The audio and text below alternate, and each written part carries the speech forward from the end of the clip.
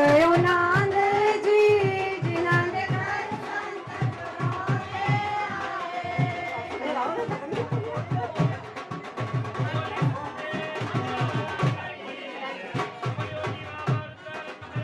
काननी पयोनी पाग मेरे सतगुरिया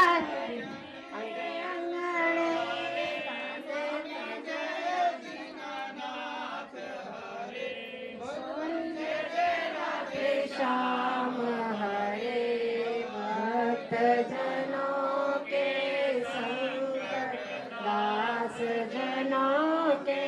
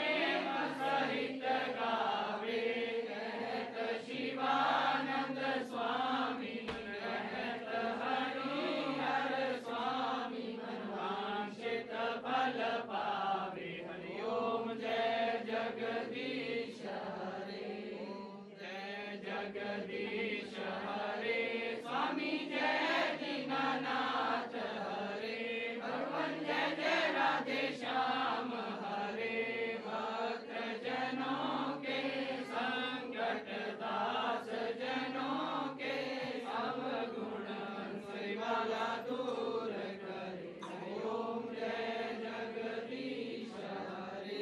ओम त्वमेव माता च पिता त्वमेव त्वमेव बन्धु च सखा त्वमेव त्वमेव विद्या द्रविणं त्वमेव त्वमेव सर्वं मम देव देव। कर्पूर गौरं करुणावतारं संसार सारं भुजगेन्द्रहारं सदा वसन्तं हृदयारविन्दे भवं भवानी सहितं नमामि। अच्युतं केशवं रामनारायणं कृष्णदामोदरं वासुदेवं हरे। श्रीधरं माधवं गोपिकावल्लभं जानकी नायकं श्रीरामचन्द्रं भजे।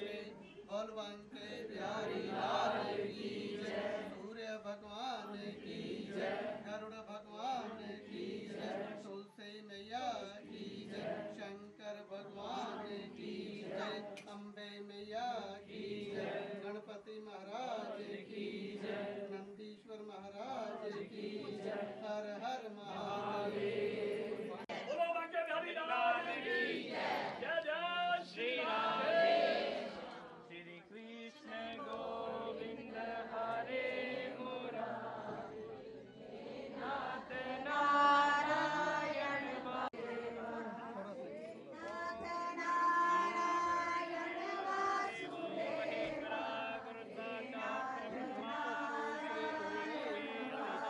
वासुदेवा श्री कृष्ण गोविंद हरे मुरारी। हे नाथ नारायण वासुदेवा। हे नाथ नारायण वासुदेवा। हे नाथ नारायण वासुदेवा। दे दे मेरी बांसुरी ओ राधा तेरे किस काम की। ओ राधा तेरे किस काम की। ओ राधा तेरे किस काम की।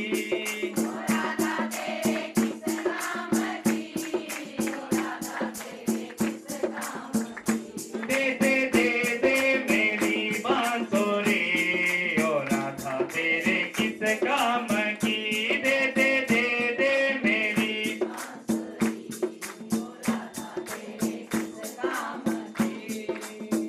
ना सोने की ना चांदी की।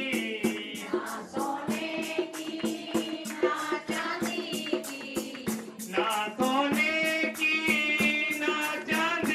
की।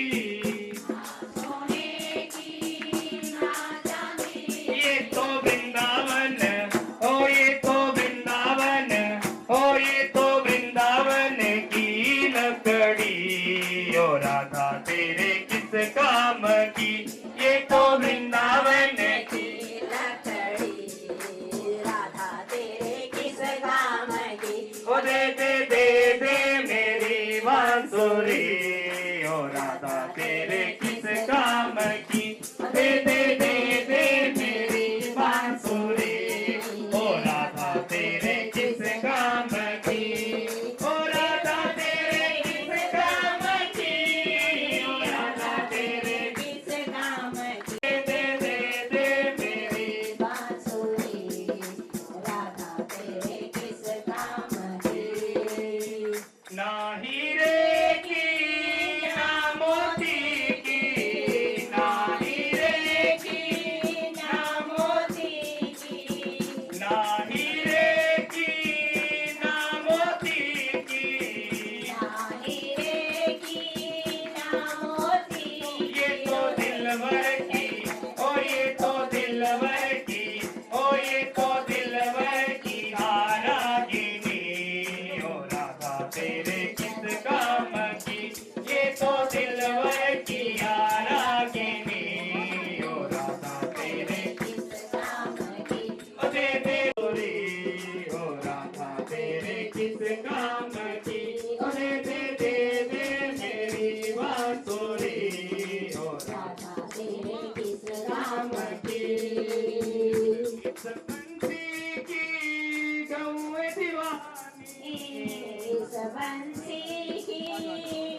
दीवानी इस बंसी की गौं दीवानी इस बंसी की गौं दीवानी गौं दीवानी वो तो पीती न पानी गौं दीवानी वो तो पीती न पानी वो तो चरती ना ओ वो तो चरती ना ओ वो तो चरती ना बिन बांसुरी ओ राधा तेरे किस काम की वो तो चरती ना दे मेरी बांसुरी ओ राधा तेरे किस काम बोल कृष्ण कन्हैया लाल जुगल जोड़ी सरकार की अखंड सोने की योगी बाबा रुद्रानंद महाराज की जय श्याम।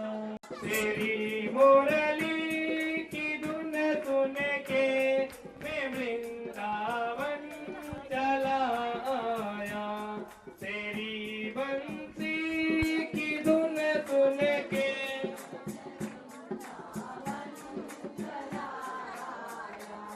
मैं वृंदावन चला आया मैं वृंदावन चला आया मैं तो गोकुल छोड़ चला आया मैं तो गोकुल छोड़ चला आया तेरी मुरली की धुन सुन के मैं वृंदावन चला आया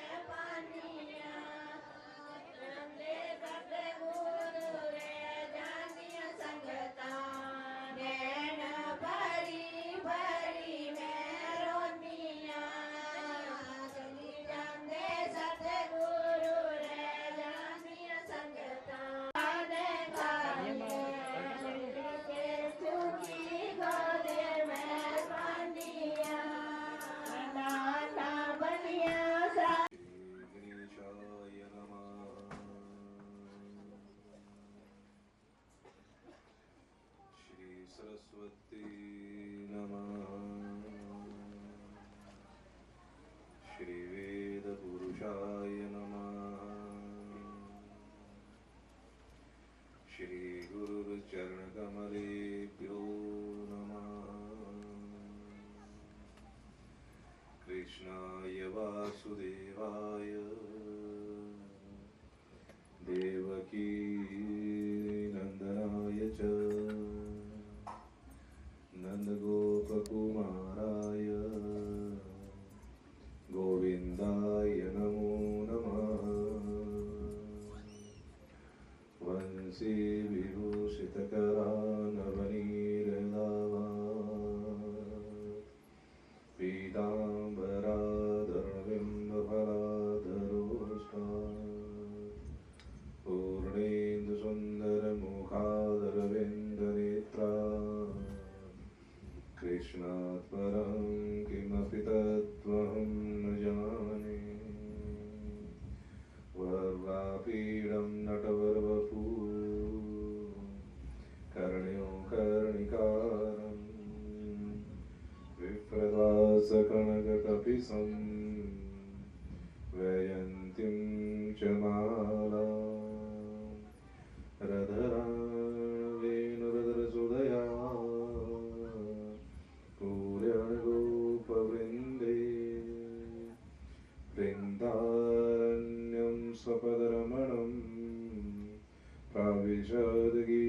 कीर्ति। गुरुर्ब्रह्मा गुरुर्विष्णु गुरुर्देवो महेश्वरा।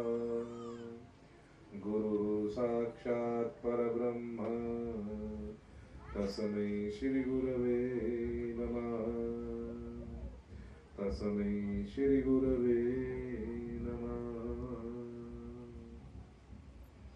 अनंतानंत विभूषित प्रातः स्मरणीय परवंदनीय तपोनिष्ठ ब्रह्मवेदा विद्यालंकार नाना स्थानाधीश हम सब के कर्णधार श्री श्री 108 पूज्य श्री गुरु महाराज जी के पावन पवित्र निर्मल एवं सुंदर चरण कमलों में हम सभी का कोटि कोटि नमन। बोलिए सद्गुरुदेव महाराज की, अमर योगी बाबा रुद्रानंद महाराज की जय। जय श्री राधे।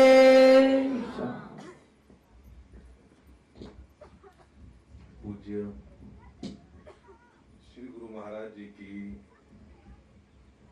अनंतानंत कृपा से, उनके आशीर्वाद से डॉक्टर श्री वासुदेव जी ने अपने सपुत्र का विवाह किया है। विवाह तो पहले हो चुका है, पर उस समय कुछ बात हो गई थी जिस कारण मैं नहीं आ पाया, और वो आयोजन इन्होंने आज रखा हुआ है।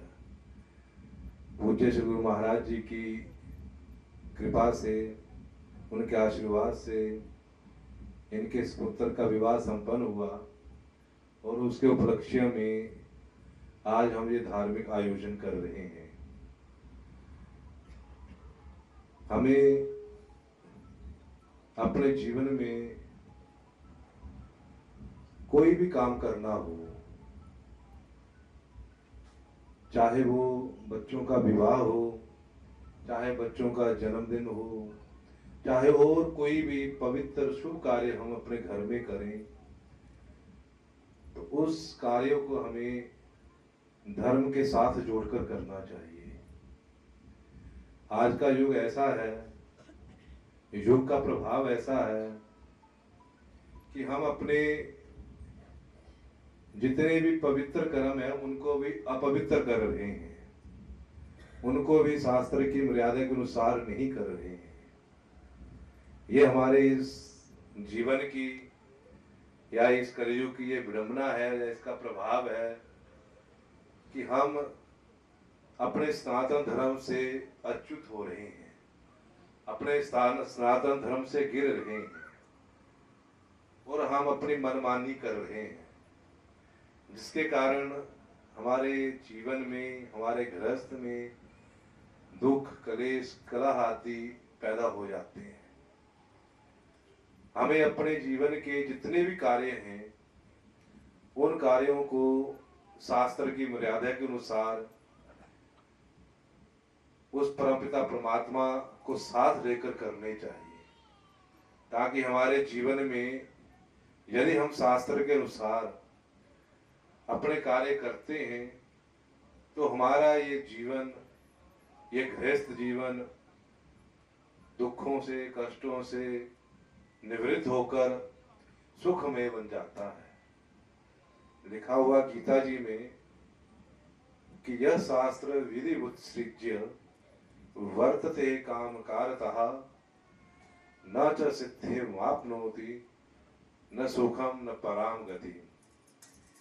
कि हमारे जीवन में, हमारे गृहस्थ में यदि हम अपने प्रत्येक कार्य बिना शास्त्र के अनुसार करते हैं, शास्त्र की विधि को त्याग कर करते हैं, यह शास्त्र विधि मुत्सृज्य वर्तते काम कारतः।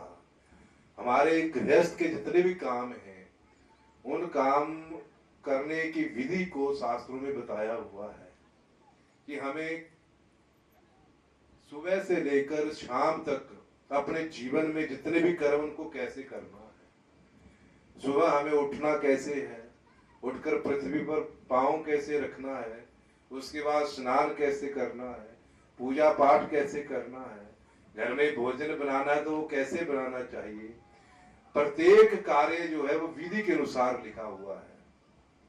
परंतु यदि हम उस विधि के अनुसार उस कार्य को नहीं करते हैं, हमें विधि का नहीं पता है, तो फिर हमारा ये जीवन मानव का न रहकर पशु का बन जाता है।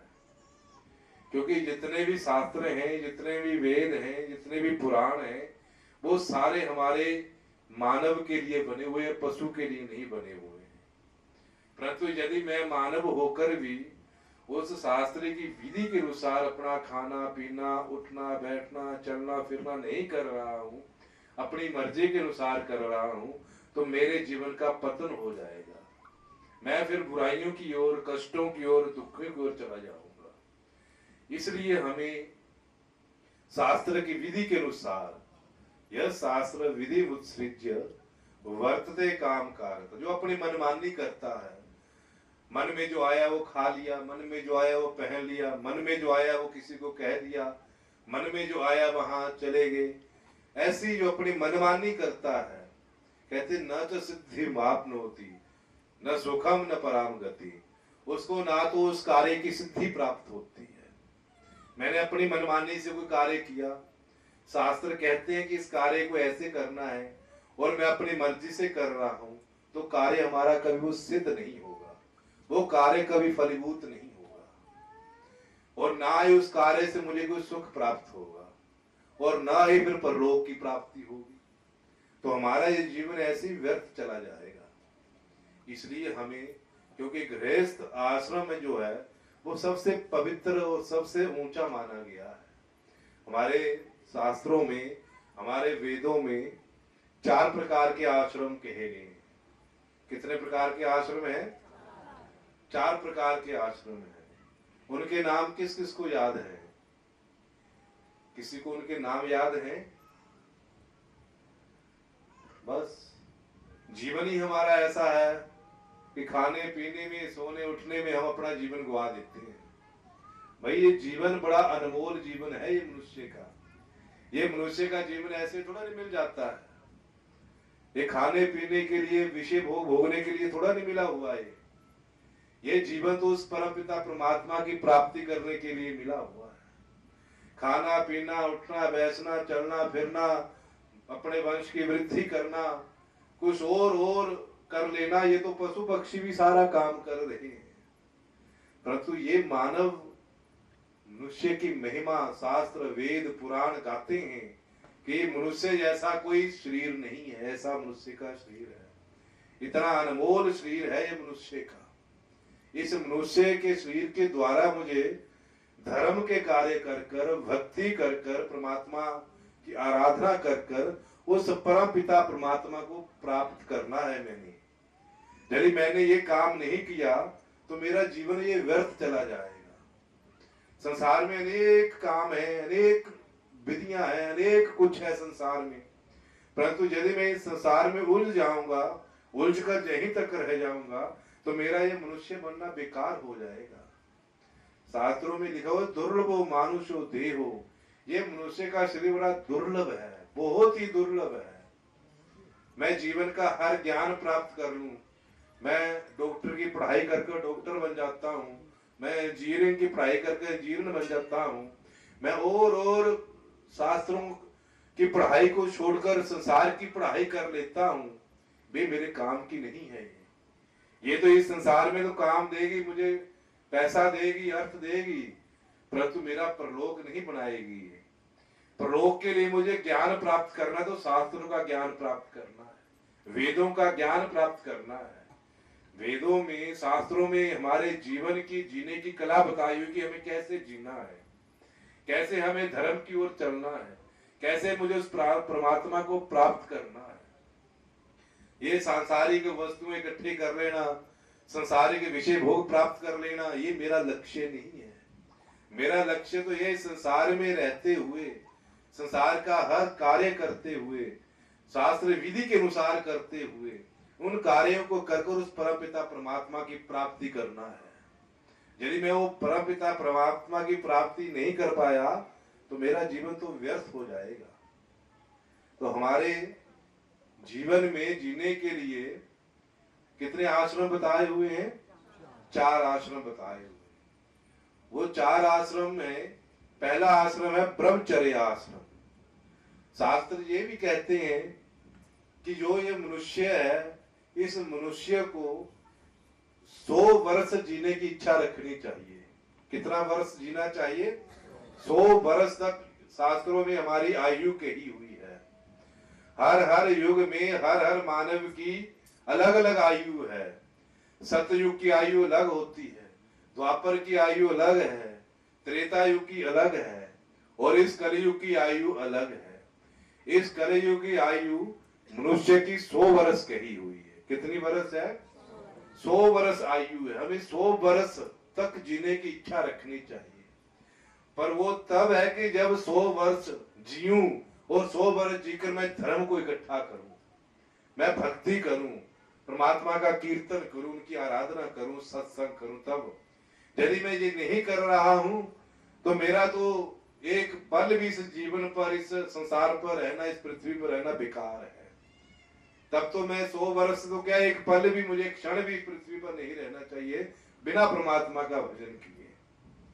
तो शास्त्रों में 100 वर्ष जीने की और 4 आश्रम बताए हुए हैं। ब्रह्मचर्य आश्रम, गृहस्थ आश्रम, संन्यास आश्रम और फिर वानप्रस्थ आश्रम।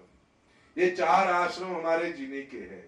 और 100 वर्ष की आयु को 4 भागों में बांट दो तो 25-25 वर्ष हर आश्रम में आते हैं। 50 वर्ष के बाद मुझे गृहस्थ आश्रम से थोड़ा थोड़ा वानप्रस्थ की ओर होना चाहिए, फिर थोड़ा थोड़ा संन्यास आश्रम की तरफ जाना चाहिए। पर मैं गृहस्थ आश्रम में ही फंसा रहता हूं, इससे बाहर नहीं निकलना चाहता मैं। तो हमें ये शास्त्र बताते हैं जीने की कला कैसे जीना है। शास्त्रों से हमें ये ज्ञान प्राप्त होता है कि हमें इस संसार में आकर उस परमात्मा की प्राप्ति कैसे करनी है। क्योंकि संसार में आदमी गृहस्थ आश्रम में प्रवेश करता है। गृहस्थ आश्रम सबसे पवित्र माना गया है, पर वो पवित्र तब माना जाता है कि गृहस्थ आश्रम का हर कार्य, जो भी दिन प्रति कार्य हमारे हैं, छोटे से बड़े लौकिक कार्य हो, व्यवहारिक कार्य हो, सामाजिक कार्य हो, कोई भी कार्य हो, वो सारा परमात्मा के साथ जुड़ा हुआ हो। यदि वो कार्य मेरा परमात्मा के साथ नहीं जुड़ा हुआ है तो वो सारे कार्य मेरे निरर्थक हो जाते हैं, व्यर्थ हो जाते हैं मेरे वो कार्य। इसलिए हमें हर कार्य को, चाहे मैं कोई बिजनेस करूं, चाहे दुकानदारी करूं, चाहे कोई फैक्ट्री चलाऊं, चाहे घर का ही मेरा कोई काम हो, चाहे कोई समाज का ही कार्य हो, वो सारे का सारे कार्य मेरा उस परमात्मा के साथ जुड़ा होना चाहिए। तब मेरे इस जीवन का कल्याण होगा। अभी आपके यहाँ आने से पहले मैं आपके ओयल में कथा फैक्ट्री जो है वहां गया हुआ था मैं। तो वहां यहाँ उनके जो मालिक है, उनकी बड़ी इच्छा थी कि मैं उनके पास आऊं। तो मैं गया वहां, तो उन्होंने मुझे अपने मंदिर के दर्शन करवाए, अपना सारा उन्होंने बताया। एक संस्कृत विद्यालय खोला हुआ है, एक हॉस्पिटल चला रहे हैं वो, और जितने भी सारे वो धार्मिक कार्य कर रहे हैं। तो मुझे इस बात की बड़ी प्रसन्नता हुई कि इतना बड़ा उनका कारोबार है, जगह जगह उनकी फैक्ट्रियां हैं। इतना बड़ा कारोबार होते हुए भी उन्होंने अपने सारे कारोबार को धर्म के साथ जोड़ा हुआ है। सब काम उतना जितना भी वो होता है वो धर्म के साथ होता है। यदि इस प्रकार हम अपने सब कार्यों को धर्म के साथ जोड़ लेते हैं तो मेरा गृहस्थ आश्रम और मेरा पूरा जीवन सुखमय व्यतीत होता है। यदि वो नहीं होगा, परमात्मा के साथ हम नहीं जुड़ेंगे, संसार के साथ ही रहेंगे, संसार के विषय भोग भोगते रहेंगे, तो मेरे जीवन का कल्याण नहीं होगा। मुझे संसार में सुख नहीं मिलेगा और परलोक में भी सुख नहीं मिलेगा। इसलिए मुझे अपने गृहस्थ आश्रम को पवित्र करने के लिए, गृहस्थ आश्रम को अच्छा बनाने के लिए मुझे गृहस्थ आश्रम का हर काम धर्म के साथ जोड़ना है। मैं परमात्मा का भजन करूं, परमात्मा का सत्संग करूं, परमात्मा की आराधना करूं, पूजा पाठ करूं। उसके बदले में यदि मैं परमात्मा की कुछ मांग लेता हूं तो मैं भक्त कहलाने लायक नहीं हूं। कि हे परमात्मा, मैंने आपका इतना भजन किया, मैंने आपकी इतनी माला फेरी, मैंने आपके मंदिर जाकर दर्शन किया और हाथ जोड़कर मैं मांग लेता हूँ कि हे प्रभु, मुझे संसार का हर सुख दे देना, मुझे सुख संपत्ति देना, मुझे फलानी चीज दे देना, फलानी चीज दे देना। संसार की यदि मैं चीज मांगता हूं तो मैं भक्त नहीं, मैं व्यापारी कहलाऊंगा। ये तो व्यापारियों का काम होता है, लेने देने का काम। मुझे तो केवल देना देना, लेने की इच्छा नहीं रखनी। मुझे भक्ति करनी है, धर्म का काम करना है, परोपकार करना है तो निष्काम भाव से करना है। गृहस्थ धर्म के और भी बड़े बड़े धर्म है, इसमें कई प्रकार के यज्ञ कहे गए हैं, कई प्रकार का इसमें कहा गया है। परंतु यदि मैंने अपने जीवन को पवित्र कराना तो जीवन का एक सूत्र मैं अपने जीवन में उतार लूं, जीवन का कोई भी एक सूत्र अपने जीवन में आ जाता है तो मेरे जीवन का कल्याण हो जाता है। अनेक काम न मैं ना करूं, अनेक काम मेरे से नहीं हो पाते। गृहस्थ है, गृहस्थ को तो एक जंजाल भी कहा गया है कि सबसे बड़ा ये जंजाल है, इससे निकलना बड़ा कठिन होता है। परंतु बुद्धिमान धीर पुरुष वही होता है जो इस गृहस्थी रूपी जंजाल को चलाते चलाते उस परमात्मा का भजन कर लेता है, उस परमात्मा की प्राप्ति कर लेता है और निष्काम भाव से करता है। एक सेठ था, बहुत बड़ा सेठ था, उसके पास अपार धन था, संपत्ति थी, लक्ष्मी माँ की पूरी कृपा थी उसके ऊपर, किसी चीज की कमी नहीं थी। कई वर्ष ऐसे निकल गए। एक बार रात में स्वप्न में उनके लक्ष्मी माँ के दर्शन हुए उसको। जब स्वप्न में लक्ष्मी माँ आई तो लक्ष्मी माँ ने उससे कहा, सेठ से कहा कि हे सेठ, मैं तेरे घर में 40-50 साल तक रही हुई हूं, मैंने 50 साल तेरे घर में अपना वास किया है और तेरे ऊपर पूर्ण मेरी कृपा रही, मेरा आशीर्वाद रहा है। परंतु मैं लक्ष्मी हूं, लक्ष्मी कभी भी स्थिर नहीं रहती, वो अचल है, चलती रहती है, चल है लक्ष्मी, कभी वो स्थिर, आज मेरे पास है, कल किसी के पास, परसों किसी के पास होगी। लक्ष्मी कभी भी एक जगह स्थिर नहीं रहती है। तो लक्ष्मी माँ ने कहा कि सेठ, 50 साल मैं तेरे पास रही हूं, अब मैं कल यहां से चली जाऊंगी, कल मैं यहां से तेरे पास से चली जाऊंगी और तू मेरे जाने के बाद बिल्कुल कंगाल हो जाएगा, दरिद्र हो जाएगा। पर तुमने 50 साल मेरी सेवा की है, इसलिए मैं जाती बार तुझे एक वरदान देना चाहती हूँ, तू एक वरदान कोई मेरे से मांग ले।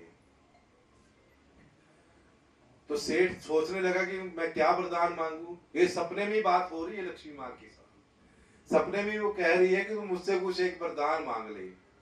तो सेठ सोचने लगा कि एक वरदान क्या मांगू। तो उसने लक्ष्मी माँ से कहा कि हे माँ, मेरी कुछ समझ में नहीं आ रहा कि मैं एक वरदान कौन सा मांगू, इसलिए कल मैं अपने परिवार से पूछकर मैं तुझे बताऊंगा कि मुझे कौन सा वरदान चाहिए। दूसरा दिन हुआ, सुबह हुई, सेठ उठा, उसको अपना वो सपन याद आ गया, सपना याद आया कि लक्ष्मी माँ ने ऐसे ऐसे मुझे कहा हुआ है। तो उस सेठ के 4 बेटे थे, 4 बहुएं थी। तो उन्होंने अपनी एक एक बहू से पूछा, पहले सबसे बड़ी बहू से पूछा कि बहू, ऐसे ऐसे मेरे सपने में लक्ष्मी आई है और वो कल जहां से चली जाएगी, परंतु जाने से पहले एक वरदान देना चाहती है, तुम बताओ कौन सा वरदान उससे मांगू।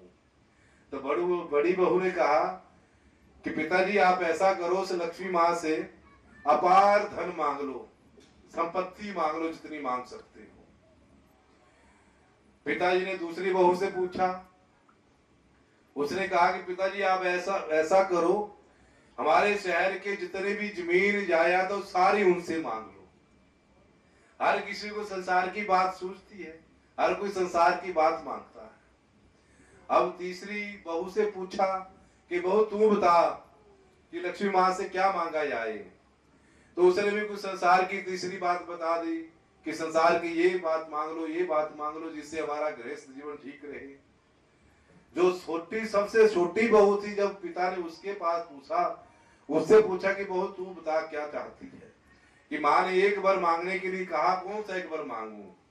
तो उसने कहा, पिताजी लक्ष्मी तो हमारे घर से जा ही रही है, परंतु लक्ष्मी जाने के बाद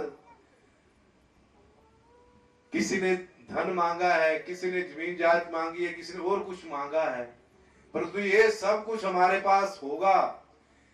इसके बाद भी क्या गारंटी कि सब कुछ होने के बाद हमारे में आपस में दुख कलह क्लेश ना हो, आपस में लड़ाई ना हो। इसलिए मुझे ये सब कुछ नहीं चाहिए। मुझे केवल वो चाहिए कि हम सब परिवार वाले इकट्ठे होकर रहें, हमारा गृहस्थ जीवन अच्छा व्यतीत हो, हमारे में आपस में किसी के प्रति वैर द्वेष ना हो, कलह क्लेश ना हो, दुख ना हो। इसलिए आपने यदि लक्ष्मी से कुछ मांगना है तो सिर्फ उनसे एक प्रेम मांग लो कि हमारे घर में सब हम प्रेम से इकट्ठे होकर रहें, हमारे घर में लड़ाई झगड़ा ना हो। जहां बिना लक्ष्मी के धन आता है वो धन माया कहलाती है, और वो माया हमारे संसार के चक्कर में हमें घुमाती है, आपस में कलह क्लेश उत्पन्न करती है, झगड़े उत्पन्न करती है। इसलिए माया, ये जमीन जायदाद हमें कुछ नहीं चाहिए, हमें केवल प्रेम चाहिए। अब सबसे छोटी बहू की बात पिताजी को सबसे अच्छी लगी कि घर में जमीन जायदाद हो, मकान हो, बंगले हो, सब कुछ हो, परंतु यदि आपस में प्रेम ही ना हो, आपस में लड़ाई झगड़े करते रहो, इसका क्या फायदा हमारा। तो उसने जब रात आई, रात में द्वारा लक्ष्मी माँ ने दर्शन दिए और पूछा कि तुमने क्या वर सोचा मांगने का। तो सेठ ने कहा, हे माँ, मुझे संसार की कोई वस्तु नहीं चाहिए, मुझे जमीन जायदाद नहीं चाहिए, मुझे कुछ और सुख नहीं चाहिए। यदि तुम मुझे कुछ देना ही चाहती हो तो केवल ये दे दिए कि मेरा सारा परिवार इकट्ठा रहे, सारे परिवार में प्रेम बना रहे, जब तक हम जीवित रहे तब तक आपस में हम लड़े झगड़े ना, दुख क्लेश ना हो, और हमारे जितने भी परिवार के सदस्य हो प्रेम सहित रहे। अब जब ये वर लक्ष्मी से मांगा तो लक्ष्मी माँ भी सोच में पड़ गई कि इसने ये जो वर मांगा है ये तो सबसे अच्छा और पवित्र वर है, ये इससे बढ़कर कोई वर नहीं है। तो लक्ष्मी माँ ने सेठ से कहा कि हे सेठ, तुमने बहुत बुद्धिमता से, बहुत विवेक से काम लिया है कि तुमने प्रेम को मांगा है, और गृहस्थ में जहाँ प्रेम होता है, जहाँ लड़ाई झगड़ा दुख क्लेश वैर द्वेष वैमनस्य नहीं होता है, जहाँ केवल प्रेम ही प्रेम होता है, वही मेरा वास होता है। मैं उस घर को छोड़कर कभी नहीं जाती। इसलिए तुमने प्रेम मांगा है, इसलिए उस प्रेम के बस होकर अब तुझे भी मैं कभी छोड़कर नहीं जाऊंगी, हमेशा तेरे पास ही रहूंगी। बोलिए सतगुरुदेव महाराज की। और ये प्रेम कहां से पैदा होता है? ये प्रेम पैदा होता है भगवान की भक्ति करने से, भगवान की आराधना करने से, सत्संग कीर्तन करने से, और अपने जीवन को धर्म के ऊपर चलाने से। जब हम अपने जीवन को धर्म के ऊपर चलाएंगे, धर्म के ऊपर मेरा जीवन चलने लगेगा, मेरा हर कार्य शास्त्र के अनुसार होगा, तो मेरे घर में अपने आप ही प्रेम का वास होगा। और जहाँ प्रेम का वास होता है वहां लक्ष्मी अपने आप ही स्वयं ही चलकर आ जाती है, कभी उस घर को छोड़कर नहीं जाती है। इसलिए हमें अपने जीवन में धर्म को बढ़ाना है। मैंने रात भर, जब मैं रात को सो जाता हूं तो शायद कोई एक ऐसा व्यक्ति होगा जिसको एकदम बिस्तर पर जाते नींद आ जाती है, नहीं तो कोई एकदम जाकर बिस्तर पर किसको नींद नहीं आती है। किसी को 10 मिनट 20 मिनट आधा घंटा लगता है नींद आने में। उस 10 मिनट 20 मिनट आधे घंटे में मुझे ये चिंतन करना है कि मैंने आज सुबह से शाम तक कौन सा काम धर्म में किया है, और कौन सा काम मैंने बुरा काम किया है, कौन सा काम अच्छा किया, कौन सा बुरा किया, कौन सा काम धर्म का किया, कौन सा अधर्म का किया। रात भर मुझे चिंतन करना है।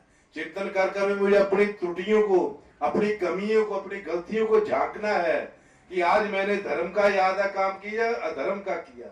यदि धर्म का कम किया है, अधर्म का ज्यादा किया है, तो अगले दिन मुझे उसको सुधारना है, धर्म को और बढ़ाना है, और परमात्मा का नाम लेना है, ताकि मैं अपने इस जीवन को सफल कर सकूं। ये जीवन सफल तभी होगा। करोड़ों की अरबों की संपत्ति इकट्ठी कर लेना ये मेरा सफलता नहीं है।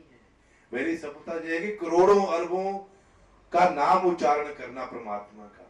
जितना मैं परमात्मा का नाम उच्चारण करूंगा, जितना धर्म का काम करूंगा, वो ही मेरा अपना है, बाकी मेरा कुछ भी अपना नहीं है।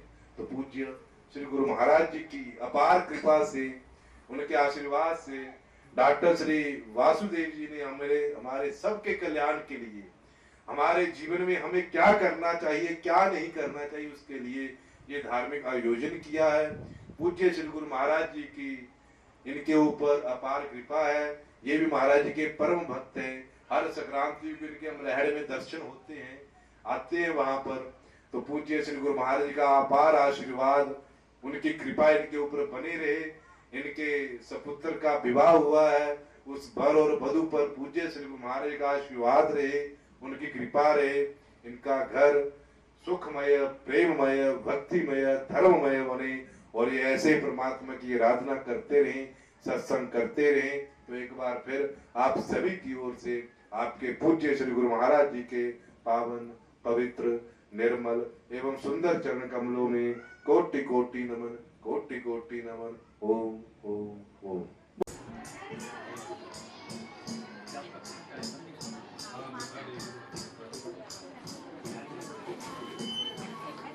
धोने की श्री कृष्ण गोविंद हरे मुरारे, हे नाथ नारायण वासुदेव, श्री कृष्ण गोविंद हरे मुरारे, हे नाथ नारायण वासुदेव, हे नाथ नारायण वासुदेव, हे नाथ नारायण वासुदेव, हे नाथ नारायण। ये हमारी तरफ से ये भी आपका